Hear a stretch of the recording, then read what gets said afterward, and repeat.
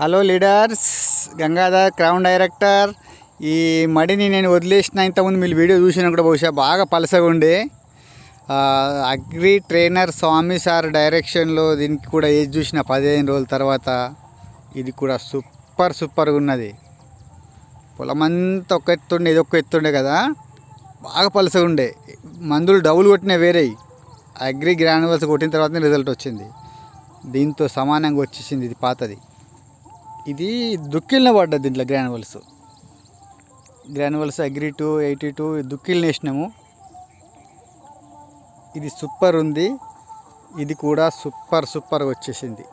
15 రోజుల తర్వాత గ్రాన్యువల్స్ వేస్తే లేట్ అయినా సరే మీ డౌన్లైన్ చెప్పండి, వీడియో చూపించండి.